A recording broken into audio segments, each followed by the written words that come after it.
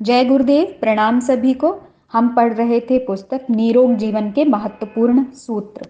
Last topic में हमने पढ़ा फलों के बारे में। महंगे और सस्ते फल कौन कौन से हैं जिन्हें हम अपने जीवन में उपयोग में ला सकते हैं, और हमने फलों के भेद भी पढ़े कि सूखे मेवे भी जो है वो फलों के ड्राई फॉर्म होते हैं और जो ताज़ा फल जो हम खाते हैं। आज पढ़ते हैं हम संतुलित भोजन। इसमें अब किसी प्रकार का संदेह नहीं कि प्राकृतिक रूप से मनुष्य एक शाकाहारी प्राणी है। उसके दांतों और आमाशय की बनावट से यह सिद्ध होता है कि उसका स्वाभाविक आहार मांस नहीं वरन फल और सब्जी आदि हैं। जिस जमाने में मनुष्य विशुद्ध रूप से इसी भोजन पर रहते थे, उस समय वे वास्तव में बहुत स्वस्थ, सशक्त और दीर्घायु होते थे।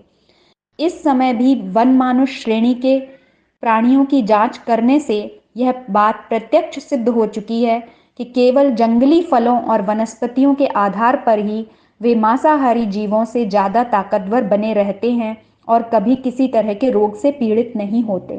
पर हजारों वर्षों से मनुष्य के रहन सहन, खान पान और उसकी आदतों में ऐसा परिवर्तन हो गया है कि अब वह ना तो सब प्रकार की वनस्पतियों को खा सकता है और ना उसे उनमें किसी प्रकार का स्वाद या मजा आ सकता है। कितने ही व्यक्तियों को तो किसी पदार्थ को कच्चे रूप में खाने की बात समझ में ही नहीं आती और वे उनके स्वादिष्ट फलों को भी थोड़ा बहुत पकाकर काम में लाना आवश्यक समझते हैं। ऐसी दशा में यह आशा करना कि प्राकृतिक भोजन की बात अधिकांश मनुष्यों की समझ में शीघ्र आ सकेगी और वे उस पर अमल करने लगेंगे, कठिन ही है। इस स्थिति को देखकर भोजन विशेषज्ञ मनुष्यों के लिए ऐसे संतुलित या बैलेंस्ड फूड की सलाह देते रहते हैं जो मनुष्य की रुचि के अनुकूल हो और जिसके खाने में कोई कठिनाई न पड़े। कार्बोज, प्रोटीन और चिकनाई की आवश्यकता।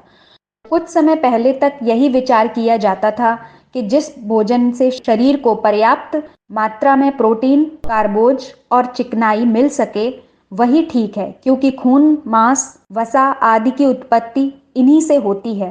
पर जैसे जैसे नई खोजें होती गईं, वैसे वैसे ही यह मालूम होता गया कि उपर्युक्त तीनों तत्व यद्यपि शरीर का निर्माण करते हैं, वे तब तक ठीक काम नहीं कर सकते जब तक उनको खनिज लवणों यानी क्षार और विटामिन, जीवन तत्व की सहायता न मिल सके।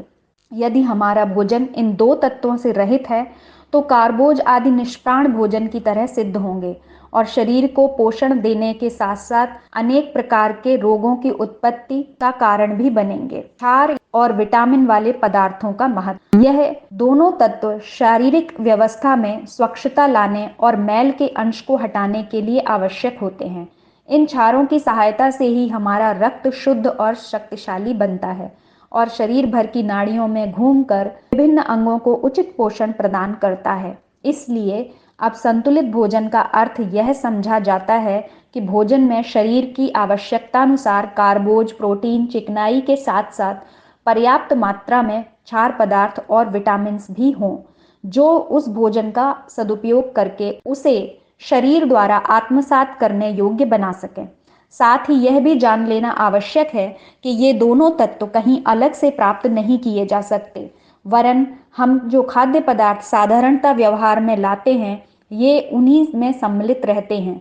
इसलिए भोजन बनाने में सबसे अधिक सावधानी की बात यही है कि हम खाद्य पदार्थों का प्रयोग इस प्रकार करें कि जिससे ये दोनों तत्व भोजन से पृथक या नष्ट न हो जाएं और वे अपने लाभदायक रूप में हमारे शरीर के भीतर पहुंच सकें। आजकल लोग खाद्य पदार्थों को जिस प्रकार मशीन से साफ करते और कूटते पीसते हैं और बाद में उनको जिस प्रकार पकाया जाता है, उससे उनमें क्षार भाग कम हो जाता है और अम्लता, खटाई पैदा करने वाला गुण बढ़ जाता है।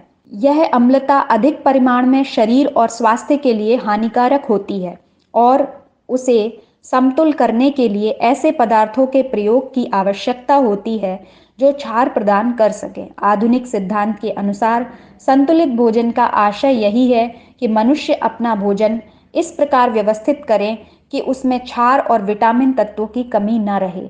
यदि इस विषय को अच्छी तरह से समझ लिया जाए और तदनुसार आचरण किया जाए तो मनुष्य सहज में निरोग रहकर शारीरिक सुख प्राप्त कर सकता है। तो हमने अभी इस पैराग्राफ में पढ़ा कि हमको ऐसा नहीं है, संतुलित भोजन में सिर्फ कार्बोहाइड्रेट, प्रोटीन और चिकनाई मीन्स वसा की आवश्यकता है, फैट की आवश्यकता है। हमें उसके अलावा विटामिन्स और मिनरल्स की भी आवश्यकता होती है, क्योंकि विटामिन्स और मिनरल्स जो होते हैं वो हमारे शरीर के मैल को हटाने का काम करते हैं, स्वच्छता लाने का काम करते हैं। पहले ऐसा समझा जाता था कि हमारे शरीर के लिए कार्बोहाइड्रेट, प्रोटीन्स और फैट ही आवश्यक हैं, बट अभी जो नई शोध हुई है उससे हमें पता चला है कि हमें इन चीज़ों की भी आवश्यकता होती है। बट अभी जो हमारे यहाँ जो प्रोसेस फूड हम खाते हैं या जिस तरीके से जिस प्रोसेस से हमें फूड मिलता है उसमें इन तत्वों की कमी हो जाती है और अम्लता बढ़ जाती है। तो ये ज़रूरी है कि हम फिर ऐसे फूड खाएं जिनसे हमारे बॉडी में क्षार तत्व बढ़े और हमारी बॉडी में बैलेंस्ड आए। जय गुरुदेव, प्रणाम सभी को।